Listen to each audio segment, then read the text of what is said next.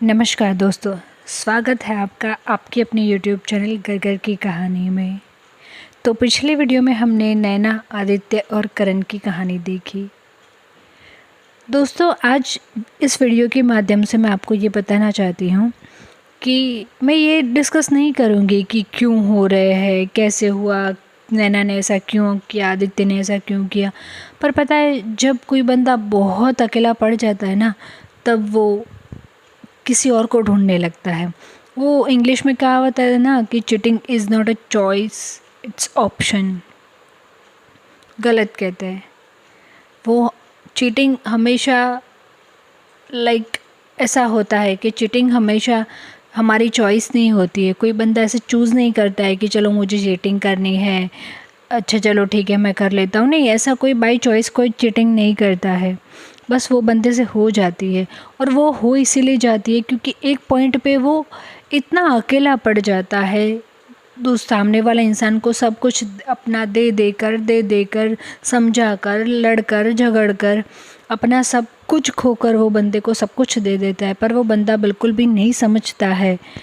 तब जाकर वो बहुत ही इंसान फ्रस्ट्रेटेड हो जाता है, या फिर बहुत ही अकेला पड़ जाता है, खुद को खो देता है। सबसे पहले ना उसको खुद का ख्याल होता है, खुद की लाइफ का ख्याल होता है। वो खुद क्या है, वो कहीं ना कहीं वो इंसान भूल जाता है, वो चाहे विमेन हो या मैन हो।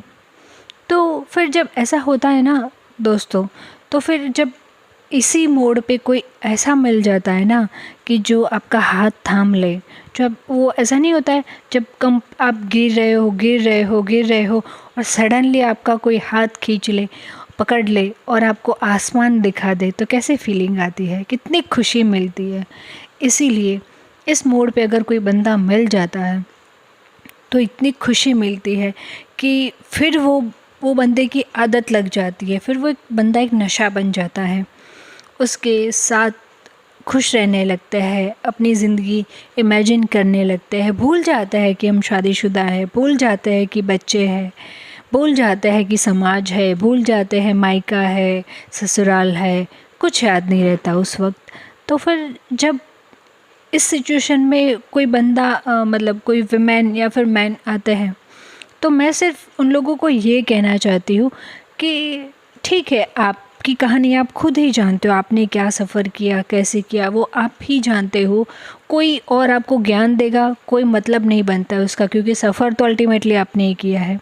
पर मैं सिर्फ इतना बताना चाहूँगी कि बेटर है कि अगर आप गिर रहे हो, आपको कोई साथ देने वाला नहीं है आपके घर में। स्पेशली मैं ये चीज़ औरतों को कहना चाहती हूँ कि अगर आपको समझने वाले आपके हस्बैंड नहीं है, इन लॉज तो नहीं ही समझेंगे, ये मान के चलो मेरी बात। मैं गारंटी के साथ कह सकती हूँ कि 100 में से कोई एक बंदा भी नहीं होगा जिसकी उसके इन लॉज से बनती होगी। इन लॉज होते ही ऐसे हैं ऑलमोस्ट केस।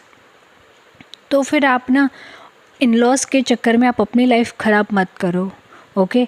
ना ही आप ऐसे एक्स्ट्रा मैरिटल अफेयर्स वाले रास्ते चुनो। आपको सिर्फ अपना देखना है। अगर आपको लग रहा है कि आपके हस्बैंड आपका साथ नहीं दे पा रहे हैं, फिर भी ठीक है, जाने दो। मुझे पता है जाने देना इतना इजी भी नहीं होता है, वो कहने की बातें होती है। हम पूरा दिन मतलब उनके लिए सब कुछ करते हैं, फिर भी हमें रिवर्ट में कुछ नहीं मिलता है ना। तो फिर वो जाने दो और उठो, अपने लिए कुछ करो। ऐसे एक्स्ट्रा मैरिटल अफेयर में पड़ने से कुछ नहीं होने वाला। वो आगे जाके तुमको बहुत हर्ट करेगा। वो टेम्पररी अच्छी फीलिंग देगा, बहुत ही अच्छी फीलिंग देगा, जन्नत दिखाएगा वो इंसान आपको। फिर जो आपको रास्ते पर लाएगा वो आप ना इधर के रहोगे ना उधर के।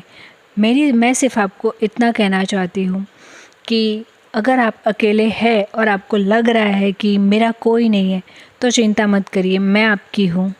आप मुझे आपकी स्टोरी भेज सकते हैं। डिस्क्रिप्शन में दिए गए ईमेल आईडी पे मुझे आप ईमेल कर सकते हैं, चाहे आप लिख के भेजो या वॉइस रिकॉर्डिंग भेजो, आपकी मर्ज़ी।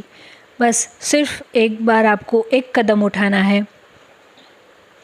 आपको फ़ोन लेना है, उसमें आपका वॉइस रिकॉर्ड कीजिए या फिर स्टोरी लिखिए आपकी और मुझे शेयर कीजिए। मैं आपकी स्टोरी लोगों के सामने लाऊंगी। क्या पता जैसे आप फ़ील कर रहे हो कोई और लोग भी फ़ील कर रहे हो, और आपकी स्टोरी देख के किसी को मोटिवेशन मिले, किसी को कुछ एडवाइस मिल जाए, किसी को कुछ कुछ ऐसा महसूस हो जाए, तो सफल हुआ ना आपकी स्टोरी शेयर करना। तो कृपया करके मैं आपसे रिक्वेस्ट करती हूँ कि प्लीज़